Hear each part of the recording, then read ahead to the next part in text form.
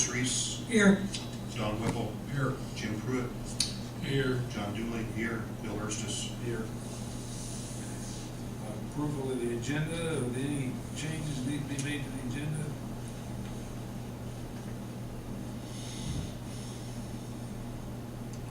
I am going to add, down under the comments from the board, some information about the 421 Golden Eagle, the company that wants to come in, with the possibility of charter service. So that doesn't require any modifications. Not really. I'm sorry, say that again, Bill. Under comments, I'm going to bring up the subject of the 421 Golden Eagle company want to come in for a weekend. I'll accept the motion to approve the agenda. Can I ask Yes, one other sir. question before you do?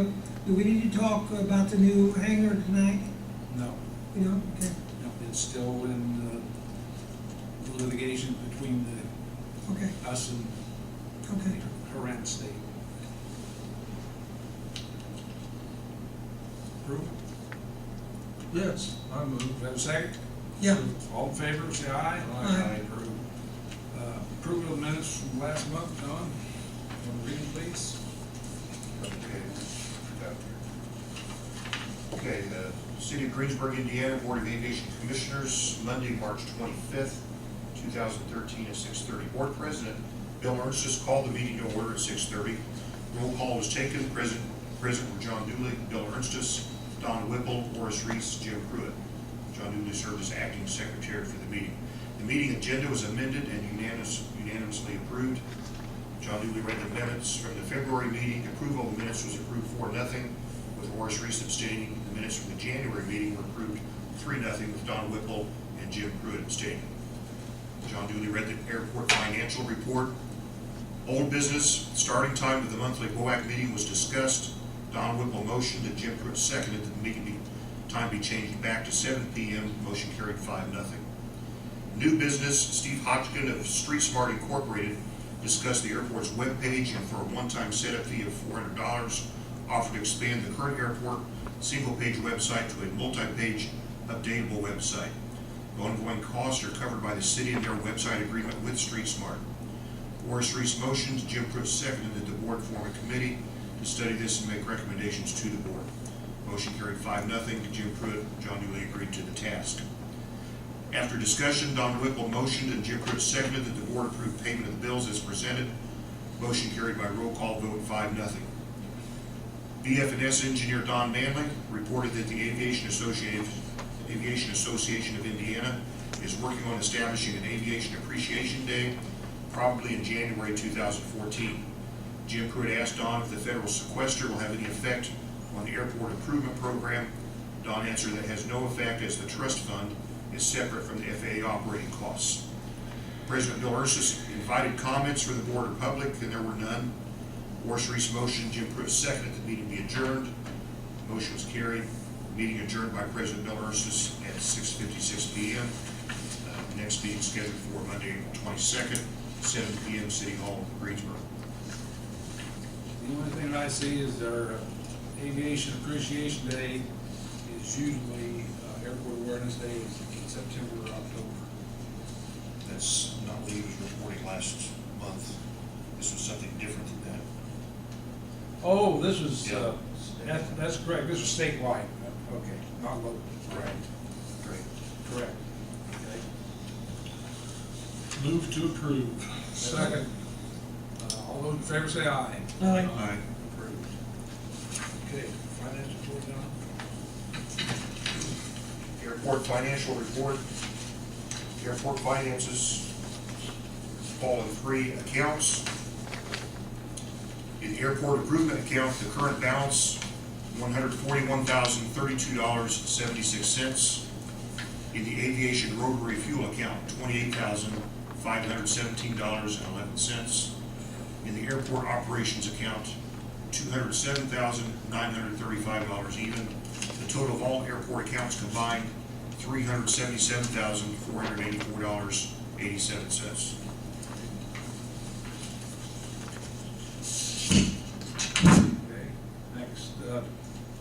Old business, street smart.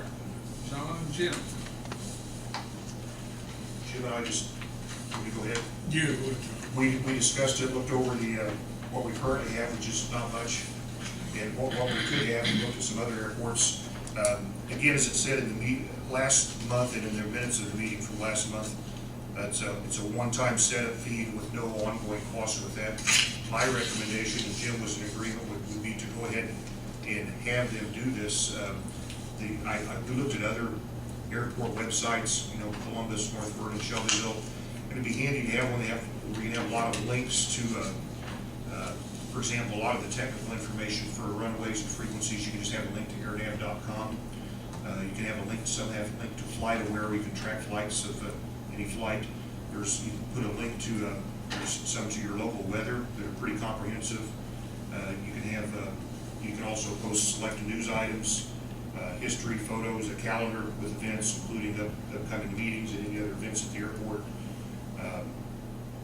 Some websites post fuel prices, of course, list who your board members are, contact information. Really, there are a lot of other things you can do. And again, I think with it just being a one, of course, location maps and what have you like that. But I think with a one-time setup cost with no ongoing monthly fees and the ability to update it, change it as needed, and add to it, I think my recommendation, Jim was in agreement that we go with that. yeah, our current website's pretty pathetic. I mean, I really think, and I think John's right, I think we need to look at, doing some updating. I don't know, I presume, did you actually talk to Street Smart or? I did not speak with them. I haven't spoken with them either, but I No. presume they can design I us. have all the information from them. Of course, if we decide to approve this, I would contact them, kind of Yeah, take well, it from there. But no, I didn't contact them since. I was the meeting. thinking maybe have them do, maybe 3 layouts and we can kind of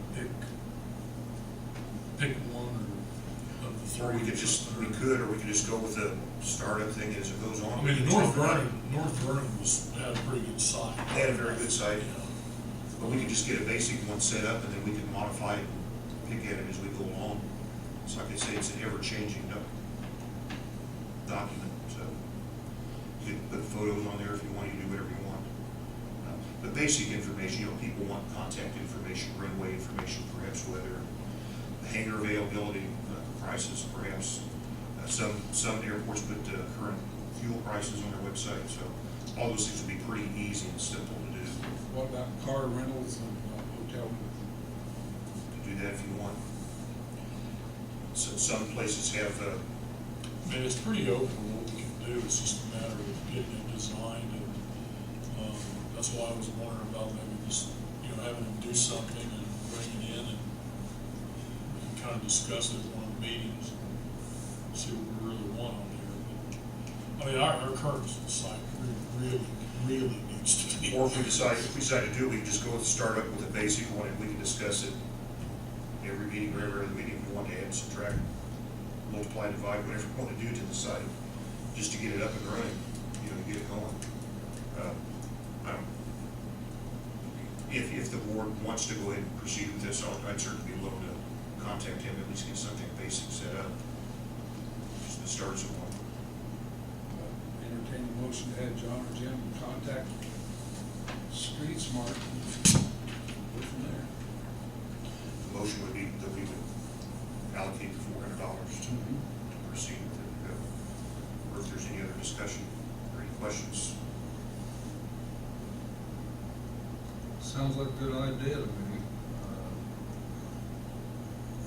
Do you know if there's a limitation to the amount of pages we can have? The way he talked, there was not. I don't see how, gotta Yeah. be some, I would think some limitation, but. Yeah. We could also post, we have our airport rules, which is a multi-page document. Yeah. Sometimes we can post that. The easy things to do. Well, it might be a good idea to, maybe again have, I can't think of the guy's name, but I hear him on the radio or something every once in a while. But anyway, maybe have him come in and just, let us know, you know, we can ask questions of him, like, you don't have to, read it on pages, but, Well, I think he answered that question last month. I'm pretty sure he said there was really nothing. I slept since Yeah. then, so. He pretty much said we could, whatever we wanted to put on there, so. Yeah. I'll second the motion. Okay, the first was from, did anybody first? Don did? Yeah. Okay. Since it involves funds, roll call. Okay.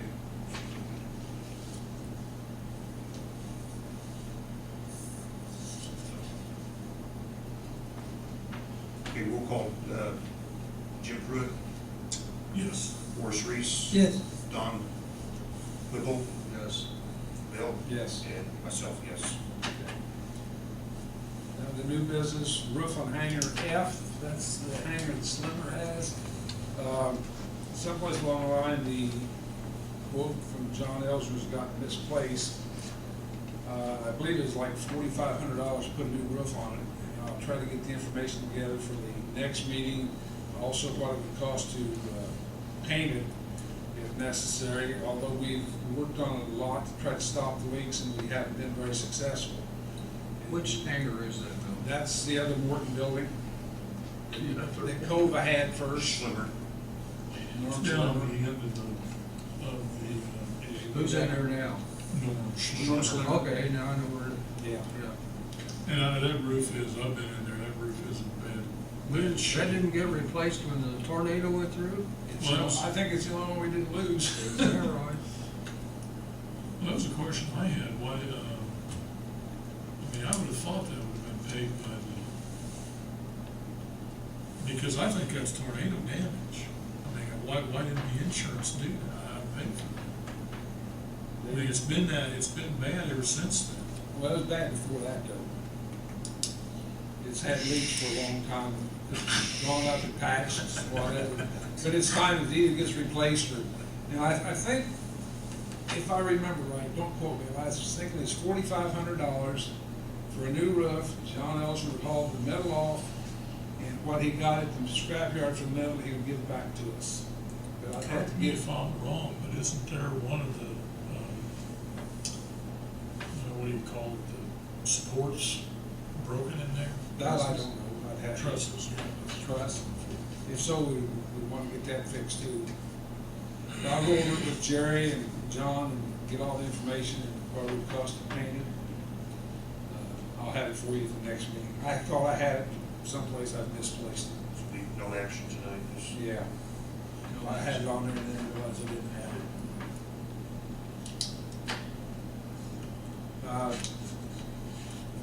Approval of bills. We have a total of 4 bills. That's it. RMC, City of Greensburg, where we pay fuel tax, Frontier, and then Jerry Scheidler, $29.44. I move we pay 'em. The total actually of bills is $948. $40,000 was transferred out of the fuel fund into the airport improvement fund. That was the transfer at the top. I have another bill that came in today, but we'll bring it up at the next meeting. So Jerry Scheider, just a reimbursement? Yes. For something, yeah. I'd like to see what's going on. I looked at them Friday, I move that we pay them. Pardon? I said, I looked at them Friday. Oh, they did? Yeah, that's what they said. You came in Friday. I called, I let you know this morning, I was a little late. I knew that. I had, Gary, I don't know if you were aware, I couldn't get anything through to the city clerk treasurer's office or to Devin. That's the problem, we started working on it today, Okay. because I've got several emails that kicked back to people. Yeah. Uh, I had to bring it into it, so I thought I'd let you know. Donna started working with the server, Mhm. the router, see if that's it, and then, that wasn't, there's when we checked these DTC and the Street Smart, I think it's probably DTC. Talking with the spam control. I didn't have a chance to look at the bills. Can someone tell me why the Frontier bill is $176? Seems a little high to me. Is Does that include some kind of internet or? We've got Wi-Fi. Wi-Fi, and then we've got the credit card, and we've got the regular telephone. And I've probably been a rate increase. None of your pension comes out of that, does it? I don't get a pension from it. Okay. I'm one of those few that opted to take cash when I left. Yes, buddy, me too. I do get my medical out of it, part of it. Oh, well, that's in there then. Okay? I second Horace's motion. Roll call. Roll call, Jim Pruitt, Yes. Horace Reese, Yes, Don Whipple, Yes. John Dooley, yes, Bill Ernst. Yes. Mr. Manley, words of wisdom, please. Really, there's not much report, I just want to read into it. I laid on your table a copy of an article, for each one of you to take a look at and read. It's kind of interesting, it's called Flyways and Personal Freedoms. Very good. And in substance, it's talking about the personal freedoms of the aviation industry, where they're claiming that they're tracking everything. And the issue is that every time you take off, the government knows exactly where you're going and everything, and including all your enemies and all that. So, and you're adding that to well, what happens if you lose that freedom?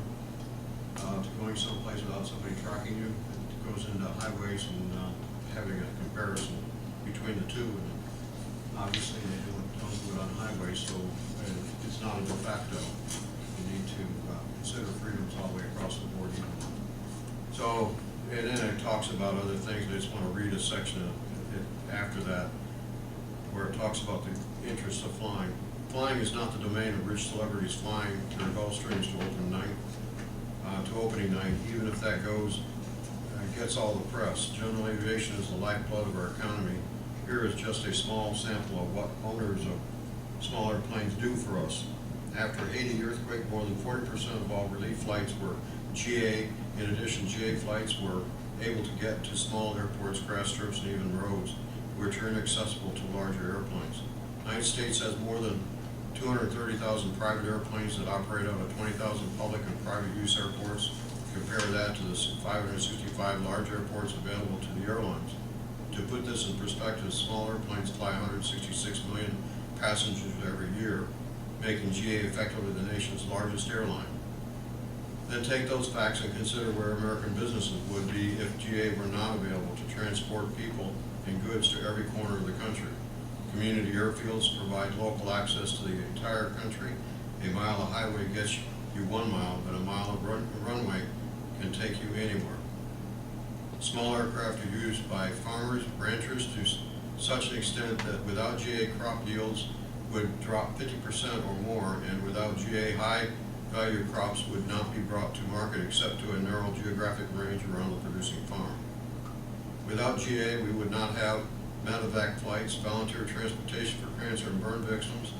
Organ transplants would be virtually impossible without GA, which was used to transport recently harvested organs to patients around the country in most need.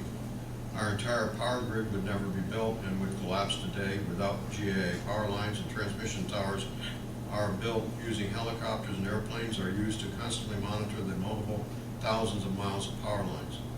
Sure, some rich people would own big airplanes and fly them to exotic locales, but that is not the core of GA, nor does that give us an excuse to invade the privacy of every airplane owner. Forget the class warfare angle. This is strictly a matter of privacy invasion at a grand scale. Individuals and small businesses moving by air have the same right to privacy that you do when driving your car.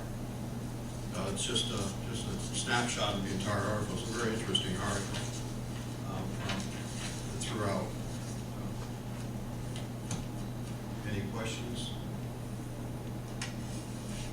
Okay. Any comments? I'd like to let you know that on May the 17th, tentatively anyway, Troy McVeigh wants to bring that 421 Golden Eagle and a Cessna 310 up to Greensburg, park it on the ramps. They would use my hangar a little place where people could have hamburgers and whatever, and invite people from Honda, GCOM, Valio, STI, Cittering, anybody that'd be interested in shares or the possibility of using these aircraft for travel for either freight or for the purpose of personnel. They could fly in, pick them up, and take them to wherever they want to go. And you all would be welcome to come out at the same time. Where's he based, Bill? Actually, they got a plane at North Vernon, and they run the seaplane base down at Aurora. That's what they run the most of. But they're looking to get some land space too. But I'd let you know, and I'd send out to you, let you know what time, and if you want to come out and see them. I told them I'd get back in touch with them towards the end of the week. If you have any suggestions of what we might do, it needs to be done, I'm open to any suggestions. What day of the week is that, Bill? That's a Friday. They like to do it on Friday afternoons, but and they like to do it during business hours because they feel like they get more people from the businesses come if they get paid. We Stand Street. That's true.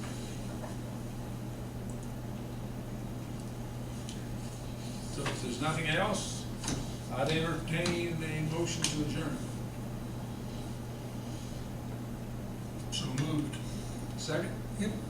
All in favor, aye? Aye. Aye. Meeting adjourned.